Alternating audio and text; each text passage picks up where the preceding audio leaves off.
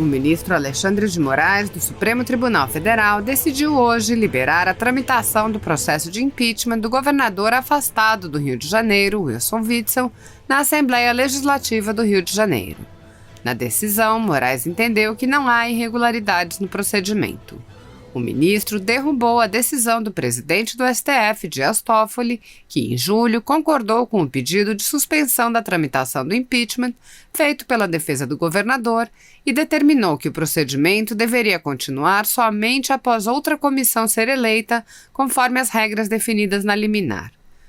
Na semana passada, a Procuradoria-Geral da República enviou ao STF parecer a favor do rito adotado pela LERJ. Segundo o Procurador-Geral Augusto Aras, a formação de uma comissão de forma proporcional não seria razoável e poderia resultar em uma composição excessiva de membros, possivelmente ultrapassando a metade dos membros da própria casa.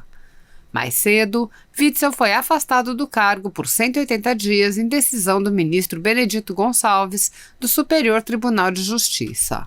O afastamento foi determinado no âmbito da Operação Tris in Idem, um desdobramento da Operação Placebo, que investiga atos de corrupção em contratos públicos do governo do Rio de Janeiro. A investigação aponta que a organização criminosa instalada no governo estadual a partir da eleição de Witzel se divide em 3 grupos que, sob a liderança de empresários, pagavam vantagens indevidas a agentes públicos. Os grupos teriam loteado as principais secretarias para beneficiar determinadas empresas. Em pronunciamento nesta sexta-feira, Witzel negou o envolvimento em atos de corrupção e afirmou que seu afastamento não se justifica. Ele disse esperar que a medida seja breve e que recorrerá dentro do prazo previsto, tão logo tome conhecimento do inteiro teor da decisão. Eu não posso fazer um recurso sem analisar o conteúdo em que o ministro se baseou para fazer tais afirmações. Em relação ao meu afastamento, há apenas especulações que poderia fazer isso ou aquilo, disse o governador. As informações são da Agência Brasil. Dos deputados e senadores, diz claramente que nós somos invioláveis nos votos, palavras e atos. Opiniões. É claro que a gente tem sim o direito de externar as nossas opiniões, as nossas palavras, os nossos atos também. Se nós estamos participando de alguma atividade como essa aqui e externamos a nossa opinião, nós não estamos apenas falando em nosso nome, nós estamos falando em nome daqueles que nós representamos, que são os eleitores. Então, para isso é que existe a eleição de representantes do povo. E exatamente em função disso daí, para terem uma ideia, nesse momento a gente está discutindo. Eu estou com 2 volumes aqui, que são as minhas razões de defesa que estamos apresentando à Procuradoria-Geral da Câmara, assim como a deputada Bia também tem as dela, e vários outros deputados, porque tivemos o sigilo bancário quebrado, acusados de estarmos apoiando manifestações antidemocráticas. Nada a ver com isso daí. Primeiro que não apoiamos, e se tivéssemos apoiado, teríamos todo o direito, assim como cidadãos, não somente como deputados. E a acusação de que a gente fez uso de verba parlamentar, de verba pública, para a divulgação da atividade parlamentar, também é uma coisa apurada, porque todos têm essa verba, ela está legal, ela está legalizada, reconhecida, e não tem motivo de estarmos sendo atacados. A agressão que é feita à Câmara dos Deputados e ao Senado Federal com esse inquérito 4828, ela precisa ser contestada, porque ela pode ser o começo de muitas coisas. A gente tem preocupação quanto a isso, e a nossa liberdade de expressão, ela precisa continuar acontecendo. E lembrando que nós também tivemos o cerceamento da liberdade de imprensa, quando alguns blogs, que é a mídia não tradicional, também tiveram seus materiais apreendidos e estão impedidos de fazer uso da palavra, externando aquilo que as pessoas que assistem a eles, elas possam ouvir e ver o que eles estão fazendo. Então a gente precisa sim ter muito cuidado com isso, e mais preocupação agora, deputada Bia, com o PL das fake news, esse PL 2630 que está chegando aqui na Câmara, que já chegou na Câmara, e que a gente tem uma preocupação sim, porque ele pode cessear a nossa liberdade de expressão, não somente do deputado, dos brasileiros como um todo. A Constituição existe para isso, a gente precisa fazer com que a vontade do povo, que é soberana, ela sim é soberana, ela seja cumprida. A gente lamenta, não é uma agressão às instituições, pelo contrário, talvez algumas instituições estejam sendo agredidas quando o presidente da República nomeia alguém e é impedido por um ato monocrático de um integrante de um outro poder. Essa é a realidade que a gente está vivenciando, e a gente quer hoje aqui fazer um chamamento que mais deputados e senadores possam se juntar a nós para que a gente possa estar juntos nessa discussão em prol da nossa liberdade de expressão, liberdade de opinião, liberdade de imprensa e também da nossa inviolabilidade como deputados federais. Alguém mais quer falar? Obrigada. Se você continuar falando, você quer cercear minha palavra. Bom, boa tarde a todos. Obrigada por estarem aqui. A nossa intenção é a gente lembrar ao parlamento, né, a cada parlamentar aqui, que essa prerrogativa da inviolabilidade da palavra, do voto, da opinião, ela é garantia da própria democracia. É ela que garante o exercício do nosso mandato. E nós estamos aqui para representar o povo. Então, nesse momento, é preciso que a gente separe qualquer ideologia, qualquer inimizade. O que nós temos que pensar é que essa é a prerrogativa de cada um de nós. Então, nós não podemos concordar até quando um adversário político nosso tem essa sua prerrogativa ceifada, porque isso acabará por atingir a todos, a qualquer um dos parlamentares. E além dessa nossa prerrogativa, é muito importante que a gente lembre que estamos aqui para representar o povo, e a voz do povo que está também ameaçada com esse projeto que a gente chama da censura. Ninguém sabe o que são fake news. Fake news, como disse o grande Guilherme Fiuza, é o que quiser que seja, é qualquer coisa.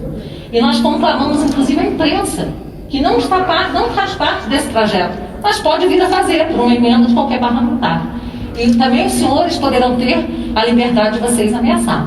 Então vamos nos unir nesse momento pela liberdade de expressão, que é pilar de qualquer democracia. Muito obrigada. Eu vou passar agora para o Eduardo Bolsonaro. Boa tarde. Eu queria aqui não ser repetitivo, então somente agregar que o artigo 53 da Constituição sofreu uma alteração através de uma emenda em 2001. Até então, o texto constitucional dizia que deputados e senadores são invioláveis, civil e penalmente, por suas opiniões, palavras e votos. Para que não houvesse qualquer tipo de dúvida, essa emenda ainda acrescentou a palavra quaisquer. E hoje temos o texto que todos os deputados e senadores são invioláveis, civil e penalmente, por quaisquer opiniões, palavras e votos. Mais claro do que isso, meus caros, impossível. E a única arma que nós temos à nossa disposição para poder trabalhar através da outorga que nos foi dada através do voto popular é a nossa fala. Não faz qualquer sentido esse inquérito sobre manifestações antidemocráticas que está atingindo nós aqui dentro do Congresso. E outra coisa, a gente pede sim, porque essa é uma causa institucional suprapartidária, a gente tem que ter o apoio da Procuradoria da Câmara. Eu lamento que o presidente Rodrigo Maia, que ele não seja uma voz mais expressiva diante da quebra de sigilo de 10 parlamentares. 11. E os 11 parlamentares, perdão, obrigado, Carla. Isso daqui, não se enganem, amanhã vai para cima de vocês da imprensa. A deputada Bia falou muito bem sobre o PL 2630. Está se criando uma atmosfera em que o projeto de lei vai cercear a liberdade de expressão e está sofrendo críticas da direita, da esquerda, do Facebook, de órgãos de imprensa. Mas eu gostaria de ver mais apoio em relação a esse sentido. Óbvio que nós temos nossa diferença. Vocês sabem que eu sou um crítico de boa parte da imprensa. Mas eu não quero de maneira nenhuma ganhar essa guerra calando os senhores. Vamos para o debate. Agora, como é que a gente vai poder debater e melhorar as políticas da nossa sociedade se eu estou com medo de falar uma coisa e ser preso? Ou se o internauta, como por exemplo o Oswaldo Eustáquio, que faz um trabalho jornalístico, se ele fala alguma coisa e ele é preso? Não faz sentido. Então é somente esse o nosso apelo. Eu agradeço aqui aos deputados dos mais diversos partidos. Aqui às vezes tem deputado aqui que a gente troca farpa no plenário, mas a gente está aqui hoje por quê? Porque nós somos maduros o suficiente para entender que numa democracia o direito à liberdade de expressão tem que valer, tem que viger, independentemente da vontade de uma ou outra autoridade. Então passo a palavra aqui a quem desejar fazer uso da palavra. Santinha, Hildo, vai lá, Santinha. Pedro Lucas, Paulo Martins, Nivaldo. Pode. Boa tarde a todos e a todas. Esse é um momento que pede que a gente faça uma grande reflexão sobre o que vem acontecendo em nosso país. não tem espaço para nós sairmos da crise que estamos passando, diminuindo a importância de qualquer um dos pilares dessa democracia. E quando eu digo qualquer um, é qualquer um mesmo. Poder executivo, poder legislativo e poder judiciário. Nós não estamos aqui atacando a instituição. O que nós estamos falando é de comportamento. A ninguém pode ser dado o direito de manchar a imagem de uma instituição a partir do ato dos seus integrantes. E nós, do Parlamento, nós que recebemos a procuração para trazer a voz daqueles que estão clamando por justiça, estamos aqui hoje dando total apoio a esse ato que está sendo promovido pelo deputado General Girão, pela deputada Bia Kiss e por todos aqueles que se sentiram injustiçados nesse processo. Nós não vamos abrir mão de defender as prerrogativas desta casa e também de lutar pela nossa democracia. Paulo. Quem mais? O Paulo. Jornalista. Boa tarde a todos. Além de reiterar tudo que assinar, aliás, subscrever tudo que já foi dito, eu quero chamar a atenção para a gravidade do que está ocorrendo. Quando a inviolabilidade dos deputados, das opiniões, posições e votos, ela é relativizada, o que está ocorrendo no fundo disso como resultado é a inviabilidade do próprio parlamento, que, como por definição, é o lugar onde a sociedade se manifesta através de seus representantes eleitos. Então, quando essa manifestação ela pode ser alvo de criminalização, o parlamento sim está sendo viabilizado e sua ação está sendo limitada para quem interessa no momento. E a gente não pode permitir isso. A casa não está devidamente atenta ao risco, ao que representa realmente todo esse movimento que está ocorrendo.